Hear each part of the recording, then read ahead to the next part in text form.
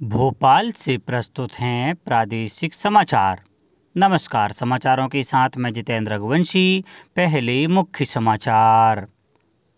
प्रधानमंत्री ने कहा, लोकतंत्र की शक्ति इस बात में है कि वह कितना मजबूत और संवेदनशील है और उसका समाधान तंत्र कितना सक्रिय है।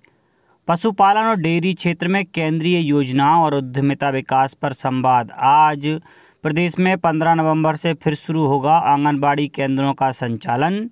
और Madhya Pradesh cooperative dairy federation ने दुग्ध समितियों के सदस्यों और उनके परिवार के लिए शुरू की सांची चिकित्सा सहायता बीमा योजना।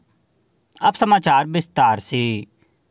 प्रधानमंत्री नरेंद्र मोदी ने कहा है कि भारतीय रिजर्व बैंक की जो 2 ग्राहक संबंधी नवाचार योजनाएं, खुदरा प्रत्यक्ष योजना और एकीकृत बैंकिंग लोकपाल योजनाएं शुरू की गई हैं, उससे देश में निवेश की संभावना बढ़ेगी और निवेशकों के लिए जमा पूंजी बाजार से राशि उपलब्ध कराना आसान और सुरक्षित हो जाएगा।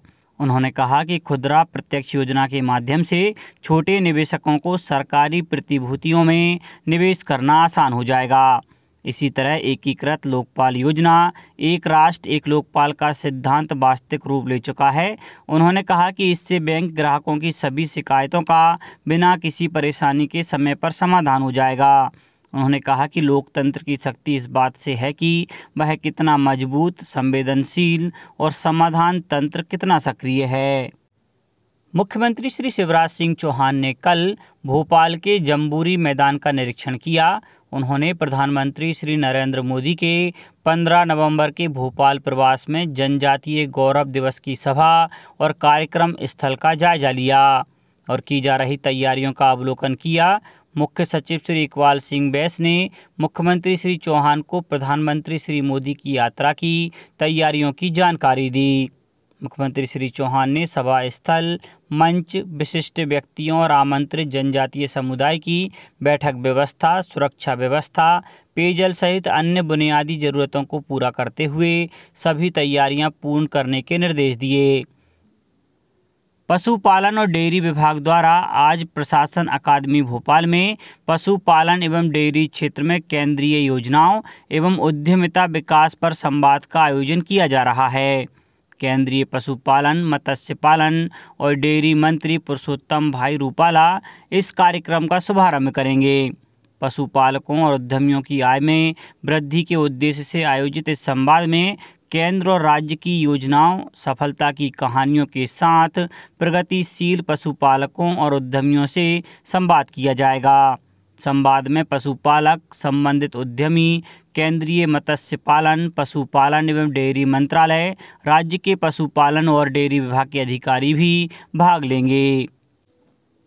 वन मंत्री डॉक्टर कुंवर विजय शाह ने कहा है कि वन विभाग द्वारा ग्रीन इंडिया मिशन में पिछले 4 वर्ष में 20,098 हेक्टेयर क्षेत्र उपचारित कराकर 4,58,04,000 से अधिक पौधों का रोपण कराया गया है। इस पर 90 करोड़ रुपए व्यय हुए हैं। वन मंत्री डॉक्टर शाह ने बताया कि 4,027 परिवारों को रोजगार के वैकल्पिक स्रोत उपलब्ध कराने के लिए मिशन में विभिन्न विधाओं में प्रशिक्षण उपलब्ध कराया गया। वनों पर जलाऊ लकड़ी का दबाव कम करने के मकसद से 4,618 ऊर्जा के अतिरिक्त साधन, प्रेशर कुकर, सोलर कुकर आदि का वितरण कराया जा चुका है।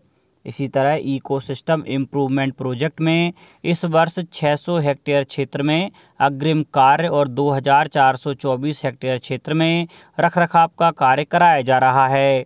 परियोजना गतिविधियों से 30 समितियों में संलग्न 25,616 ग्रामीणों को लाभ दिलाया जा रहा है। हैदराबाद स्थित भारत बायोटेक कंपनी लिमिटेड ने दावा किया है कि तीसरे चरण के आंकड़ों के अनुसार कोवैक्सीन कोविड के खिलाफ 77.8% प्रभावी पाई गई है। वहीं लेसेंट जर्नल की पीयर रिव्यू में पाया गया है कि भारत बायोटेक द्वारा बनाई गई कोवैक्सीन अत्यधिक सुरक्षित और प्रभावशाली है। कोविड के गंभीर लक्षणों वाले मरीजों में यह टीका 93% से अधिक प्रभावी पाया गया। देश में 25 जगहों पर कोवैक्सीन के तीसरे चरण का परीक्षण 18 से 98 वर्ष की आयु के बीच के 25,798 लोगों पर किया गया। विश्व स्वास्थ्य संगठन ने हाल ही में कोवैक्सीन को आपातकालीन उपयोग के लिए मंजूरी दे दी है।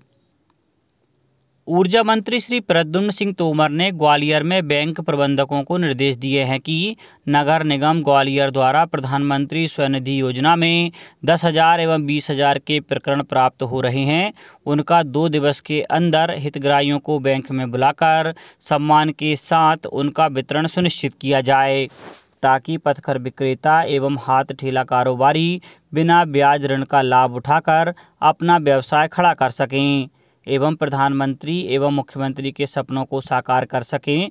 उल्लेखनीय है कि नगर निगम ग्वालियर द्वारा 14,000 हाथ ठेला एवं पथ विक्रेता कर विक्रेताओं के ऋण के प्रकरण प्रधानमंत्री स्वनिधि योजना के अंतर्गत विभिन्न बैंकों को भेजे गए हैं। प्रदेश में 15 नवंबर से आंगनबाड़ी केंद्रों का संचालन फिर से शुरू किया जा रहा है। इसकी शुरुआत जनप्रतिनिधियों की उपस्थिति में आइए आंगनबाड़ी थीम पर समारोह पूर्वक होगी। महिला और बाल विकास संचालक डॉक्टर राम राव भोसले ने बताया कि कोविड संक्रमण के कारण 3 से 6 वर्ष की आयु वर्ग के बच्चों को रेडी टू ईट सामग्री का वितरण स्थगित रखा जाएगा। बच्चों को नाश्ता और गर्म पका हुआ खाना प्रदान किया जाएगा। उन्होंने बताया कि आंगनबाड़ी केंद्रों में 65 वर्ष से अधिक आयु और बीमारी वाले व्यक्तियों का प्रवेश वर्जित रहेगा। गौरतलब है कि कोविड-19 महामारी की वजह से और संक्रमण के फैलाव की रोकथाम के लिए आंगनबाड़ी केंद्रों का संचालन स्थगित किया गया था। राज्य शासन द्वारा प्रधानमंत्री श्री नरेंद्र मोदी के 15 नवंबर को भोपाल आगमन के अवसर पर उनकी आगवानी, विदाई एवं सत्कार के लिए मंत्रिमंडल के 5 सदस्यों को मिनिस्टर इन वेटिंग नामांकित किया गया है। एयरपोर्ट भोपाल के लिए वाणिज्यिक कर, वित्त योजना, आर्थिक एवं सांख्यिकी मंत्री श्री जगदीश देवड़ा को मिनिस्टर इन वेटिंग नामांकित किया गया है। इसी तरह जम्बूरी मैदान हेलीपैड के लिए सहकारिता एवं लोक सेवा प्रबंधन मंत्री श्री अरविंद सिंह भदौरिया, जम्बूरी मैदान कार्यक्रम के लिए नगरीय विकास एवं आवास मंत्री श्री भूपेंद्र सिंह, बरकतुल्ला विश्वविद्यालय हेलीपैड के लिए नवीन एवं नवकरणीय ऊर्जा तथा पर्यावरण मंत्री श्री हरदीप सिंह डंग और हबीबगंज रेलवे स्टेशन के लिए पर्यटन, संस्कृति एवं आध्यात्म मंत्री सुश्री उषा ठाकुर को मिनिस्टर इन वेटिंग नामांकित किया गया है।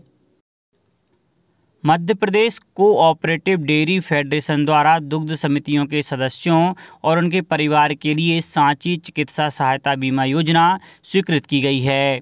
योजना में दुग्ध प्रदायक सदस्यों और उनके आश्रित परिजनों को सामान्य बीमारी के उपचार के लिए 1 लाख रुपये और गंभीर बीमारियों के लिए 2 लाख रुपये प्रति परिवार प्रति वर्ष बीमा राशि का प्रावधान है।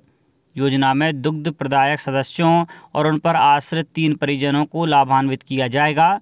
परिजन में पति या पत्नी और 3 माह से 25 वर्ष तक की आयु के 2 बच्चे शामिल हैं। कौशल विकास और उद्यमिता राज्य मंत्री राजीव चंद्रशेखर ने कहा है कि देश में जन शिक्षण संस्थान के प्रशिक्षण केंद्रों को अगले 3 साल में दुगना कर 600 कर दिया जाएगा। उन्होंने कहा कि कोविड के बाद एक नई विश्व व्यवस्था उभर कर सामने आ रही है, जो भारतीय कामगारों के लिए अवसर प्रदान करेगी। उन्होंने कहा कि भारत में विश्व की कौशल राजधानी बनने की क्षमता है। पिछले 5 वर्षों में 2 करोड़ से अधिक लोगों को कौशल प्रशिक्षण दिए जाने का जिक्र करते हुए श्री चंद्रशेखर ने कहा कि इनमें से लगभग 60% लोगों को या तो रोजगार मिल गया है या वे स्वयं उद्यमी बन गए हैं। मध्य प्रदेश के प्रसिद्ध हैंडलूम की छटा छत्तीसगढ़ की राजधानी रायपुर में देखने को मिलेगी। कल रायपुर स्थित grass memorial ground civil line में मध्य प्रदेश कुटीर एवं ग्रामोद्योग विभाग की प्रबंध संचालक श्रीमती अनुभा श्रीवास्तव ने स्पेशल हैंडलूम एक्सपो 2021 की शुरुआत की। यह एक्सपो 11 से 24 नवंबर तक आयोजित किया जा रहा है। My handloom my pride theme के तहत आयोजित इस प्रदर्शनी में मध्य प्रदेश, छत्तीसगढ़ के अलावा अन्य 7 राज्यों उत्तर प्रदेश, बिहार, कर्नाटक, पश्चिम बंगाल, राजस्थान और आंध्र प्रदेश के स्वदेशी वस्त्र उपलब्ध रहेंगे। यहाँ साथ ही मध्य प्रदेश के मृगनयनी ब्रांड की प्रसिद्ध बाघ प्रिंट सहित अन्य उत्पाद आगंतुक किफ़ायती दामों पर खरीद सकेंगे।